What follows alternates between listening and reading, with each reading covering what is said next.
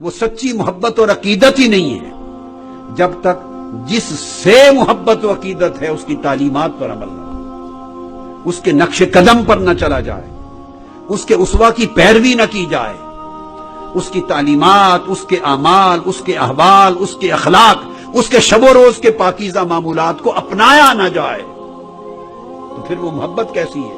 ہماری محبت ایک دھوکہ بن گیا ہے۔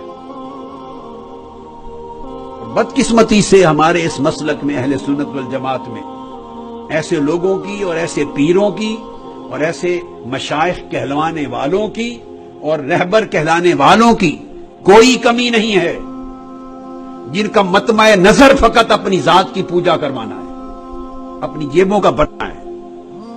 وہ کھری بات اپنے طالبوں، شاگردوں، مریدوں کو نہیں کہتے، وہ جو آتا ہے اس کا بیڑا پار کرتے رہتے ہیں۔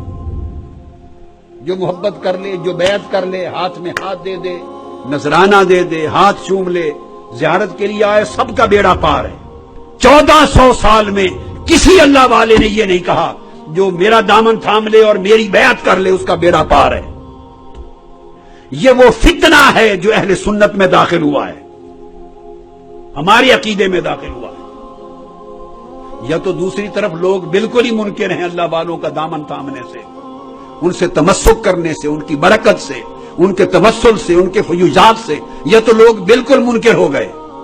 وہ ایک انتہا ہو گئی، ایک اینڈ ہو گیا۔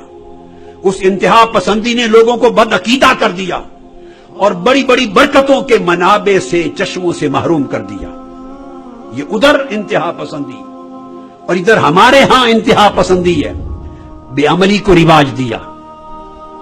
کوئی شخص پردے پر زور نہیں دیتا، ہاف سلیو چلے بیڑا پار ہے، سر پہ دوپٹہ نہ ہو بیڑا پار ہے، پیروں کے اور مردوں کے پاؤں اور ٹانگیں دبائیں بیڑا پار ہے، نماز پڑھیں نہ پڑھیں بیڑا پار ہے، شریعت محمدی کا حیا نہ کریں تب بھی بیڑا پار ہے۔ کیوں؟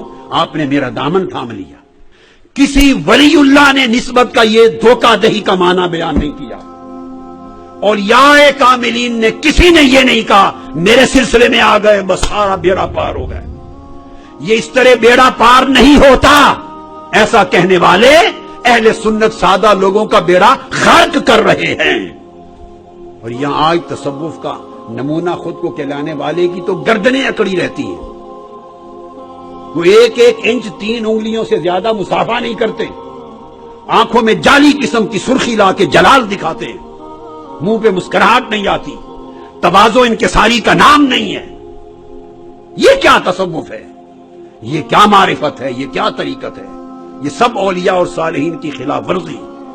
حسن خلق، ہر چھوٹے بڑے سے خلیق ہونا، سینہ اور دل کا ہر قسم کے غل سے، حسد سے، حقد اور بغض سے پاک ہونا۔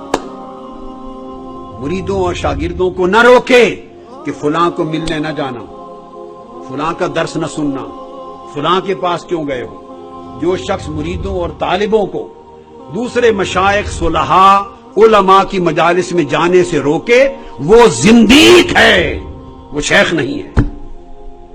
آقا علیہ السلام نے حضرت عمر اور حضرت علی کو فرمایا کہ اویس کرنی سے ملنے جانا، ان کی زیارت کرنے جانا، اور صحابہ ہزاروں میل کے سفر کر کے زیارت کرنے جاتے۔ کل سابعین، اتباع التابعین، اولیاء زندگیاں سفروں میں گزارتے، جہاں اللہ والے کی خبر ملتی ان کی مجلس میں جاتے۔ حضور داتا گنج بخش علی حجویری 300 سے زائد اولیاء کی زیارتوں اور ان کی مجلس اور صحبتوں سے فیض یاب ہونے کے لیے زندگی بھر سفر کی۔ اور اب تصوف ٹی وی چینلوں پر آ گیا ہے، اب کپڑوں کے ناپ ہوتے ہیں، ٹی وی چینل پہ دم ہوتے ہیں، پیسے مانگے جاتے ہیں، جن نکالے جاتے ہیں، اور جہالت اس پاکستانی قوم کی اس سب کھیل تماشے اور ڈرامے کو وہ تصوف سمجھتے ہیں۔ لعنت ہے ایسے عملیات پر، یہ سفلی عمل ہیں، یہ پیٹ پالنے کا نام نہاد تصوف لوگوں کی جہالت پر پل رہا ہے۔ یہ تصوف لوگوں نے سمجھ لیا ہے، جو بات بیماری ہو وہ کہتے ہیں سایہ ہے، جن گھس گیا ہے، پری ہے، بیرونی دخل ہے، عملیات پہ شروع کرا دیتے۔ تصوف میں سفلی عملیات کا کوئی دخل نہیں۔ حضور غوث پاک نے کبھی سفلی عملیات کی بات نہیں کی۔ حضرت جنید بغدادی نے نہیں کی، خواجہ اجمیر نے نہیں کی، بابا فرید الدین گنج شکر میں نہیں کی. کل اولیاء صوفیاء کو پڑھ لیں، نہ وہ قمیض ناپتے تھے. لڑکوں کو بٹھاتے ہیں بچوں کو اور جنات کو حاضر کرتے ہیں اور انگوٹھوں میں پوچھتے ہیں بتاؤ اب آ گیا کیا بولتا ہے. یہ تصوف ہے. اور یہ سارے دندے اور کاروبار آپ مہیا کرتے ہیں. اخباروں میں اشتہار چھپتے ہیں بابا آ گیا، جنات نکلوا لو، کل عملیات کا بابا آ گیا. میرا فریضہ میرے بیٹوں میرے بھائیوں سچی بات کرنا ہے.